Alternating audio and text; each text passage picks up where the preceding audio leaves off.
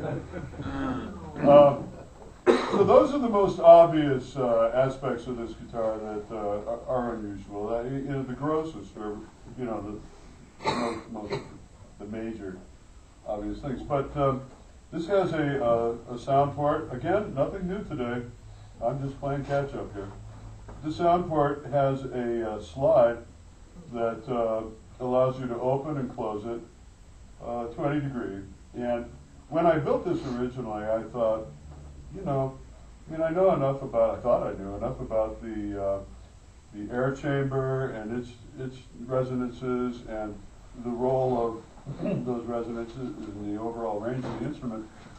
And I thought, well, that has entirely to do with the ratio between the enclosed volume and the size of the opening. And so when I presumed to add this much more opening, surely we're going to hear, a profound shift in the resonances of the air chamber.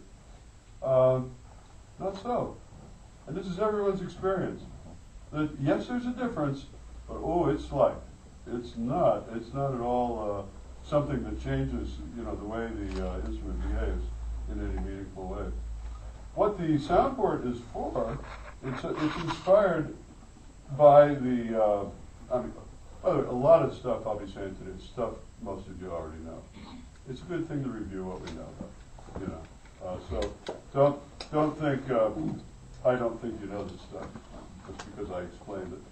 The sound port is inspired basically by the wish to give the player a more immediate experience of this instrument that he's otherwise playing from behind. It's all built to project in this direction, and one is back here. So this really does make a big difference. So those of you who have had the experience of playing guitar with a side port have probably learned that. But this one you can open and close and observe the difference.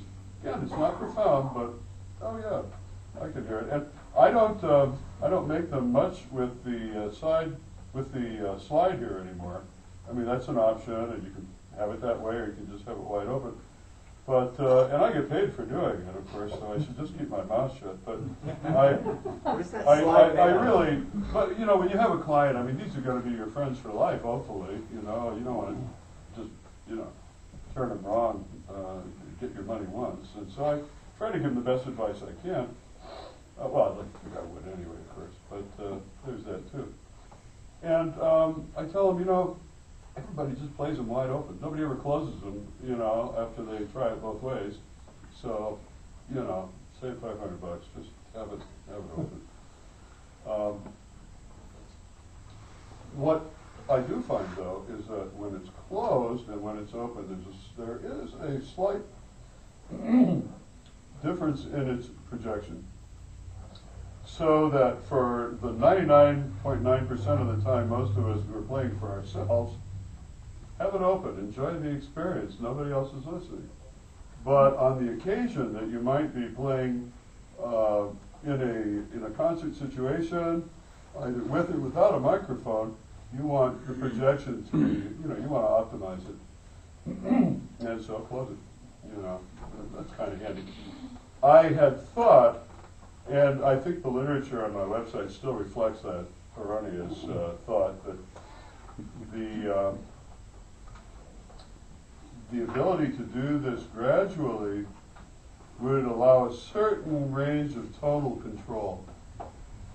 And I can't tell you honestly that there's enough of that to justify the effort. Of course it's there, but it's not a tone control at all. So there's that. The instruments that I'm building today have the Ergos that I'm building today. This is a smaller of two sizes that we built. Have a pinless bridge, a completely modern, very simple. I love the bridge. I wish I had an example. I should put one in my pocket on the way out of the shop. But this bridge remains the only, or it's the only remaining. It's kind of it's vestigial, right? It's a standard piece. You've seen this bridge on every steel string guitar, more or less. And it just seems out of place on this otherwise pretty downtown, up-to-date instrument. So I finally got around to changing that, and one day you'll see that. I recommend the pinless bridge. You know, of course, one is always enthused about what everyone's doing, but man, these pinless bridges.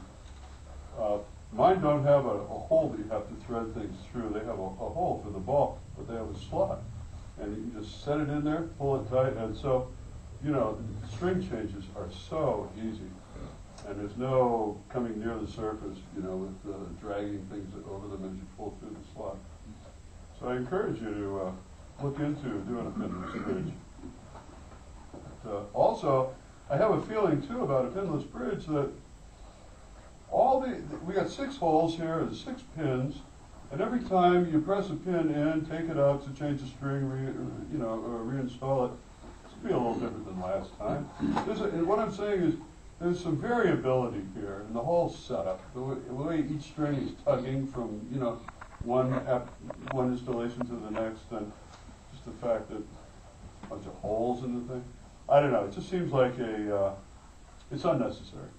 It's unnecessary, and I just intellectually, philosophically, if it's not something I can actually hear or measure, I just like the straightforwardness of the whole bridge being glued down to the top and just pulling on that bridge, and not getting inside the guitar with the ball ends and installing all these pins and all that faldrall. Well, I guess what I'm saying is, I think there's a potential for some damping, some chewing up of energy from all the looseness implied by all these parts, you know, but I can't tell you, I've recorded that. So, yeah. So, if anything, you think there's maybe a little better energy transfer so. with a pinless bridge? I believe so. But, you know, we have thoughts. We're guys. We think something, so it is, you know.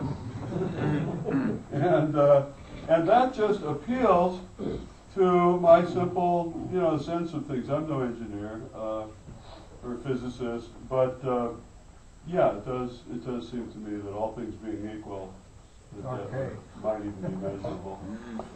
So that bridge, it's all loaded just on that glue joint between. Yes. So it's just pure shear on that. That's right. It's pure shear. Pure shear. Now, those of you